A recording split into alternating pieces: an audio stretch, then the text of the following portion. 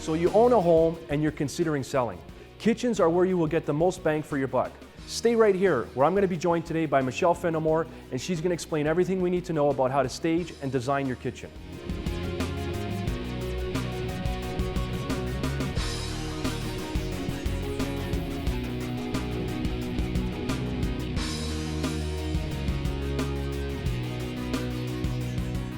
Welcome back to Real Estate 101. Today we're going to continue our discussion on home staging and talk a little bit about kitchens.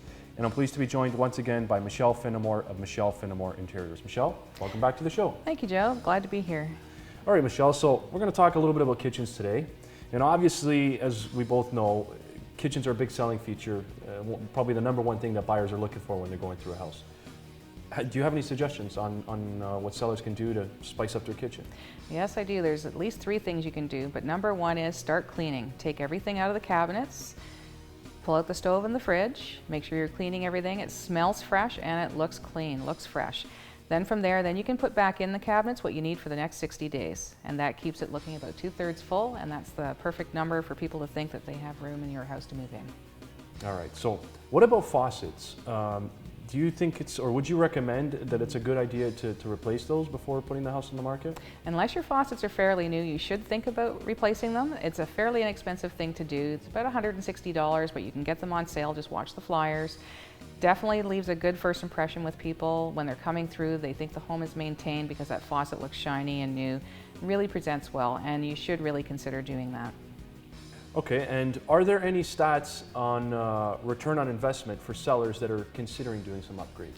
Absolutely. There's a study that comes out once every year in December by HomeGain, and they will review quite a number of things that you can do in your house. But number 1 is plumbing. They generally say if you put about $150 in, that you will get about $500 out. The higher the price the faucet you put in, correspondingly you'll get that much money out. Whether you're painting, they also give you the numbers for that. And it's generally, if you put about $1,000 into a paint job, you will get back about $2,000. But the thing is, most homeowners do paint their own house, and therefore you're putting in $35 or $50 for a can of paint, your time, and you're getting a huge return on investment. All right, and what are the 3 most important changes that a seller can make when thinking about listing their property for sale to have the biggest impact? Biggest impact, hands down, is paint. As soon as you paint it, it looks brand new, clean, fresh. They walk in, it'll compare to any model home they're looking at in the neighborhood. It'll immediately let them feel like they can move right in. Everything is crisp and clean. That's really why we do suggest that you use a professional painter as well, because their paint lines are very well cut and it shows very, very well. When homeowners do it themselves, they generally tend to not meet the ceiling too well, and that's the first thing that a buyer will see, and they'll know that, well, maybe this house has not been maintained quite the way it could have been maintained. So when you do that nice fresh paint job, it really makes a big difference. And what is the second best thing that homeowners can do in their kitchen? Second best thing would be to replace the lighting in a kitchen. The easiest way to do that is if you have an island, put a light fixture over it, and it can be something simple and inexpensive, but it should look on the high-end side if you can all help it. And then the second other thing that you can do is put in pot lights in a kitchen ceiling. It really does light up all the task areas, and that's what people are looking for. They're already leaving a kitchen that, if they're working at the counter, it looks dark underneath the counters. Maybe they didn't have under-counter lighting. That would be another source of light that you could put in, and you can do it through an electrician, or you can just do the plug-in bars that you do yourself and put the electrical fixture in you'll need there for the plug. And from there, you can simply open up the draperies. That allows a lot of light in. A lot of people have blinds, they keep them down, we want them up. And if they have window coverings, we definitely want to take them down, typically in a kitchen. Okay, so for the third thing, I would think that floors have a big thing to do with this. What are your thoughts on floors? Absolutely. When you take a picture of any room, the floor constitutes about 25% of the photographic area. So you do want the floor to be what is current. And so typically in a kitchen, if you have loud tiles and things like that on the floor from the 70s or the 60s, you definitely want to be thinking about taking those up and replacing them with new ones that are neutral. If you have cracked tiles, you definitely want to see those addressed. So again, you're taking out the tiles, and you might have spare ones down in the basement, get them out and reinsert those. Other than that, if you have vinyl, think about upgrading, and you can upgrade to ceramic, which is the least expensive route to go.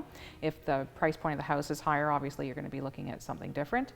And then from there, definitely make it sure it's clean. So a lot of people don't know, but if you just take borax and water, mix it together, you can clean up those grout lines like you wouldn't believe. They come up brand new. Okay, so for sellers that have a little bit more budget, to spend. What else do you recommend? I really suggest that they do update the Backsplash. You can do a subway tile, you can do a triple mix, the little skinnier subway tile. That's what gets that little bit of bling going in the kitchen, makes people remember your kitchen, makes them think, isn't that a lot better than the one I have? I should get this house. That's what we're looking for, is to update it in that way, keep it current, but do not pick things particularly that you like. Pick things that sell, and so that's what I do. I help you in that way, and that I give you the suggestions of what type of backsplash you should be putting up so that you're spending just enough money, but you are getting some impact.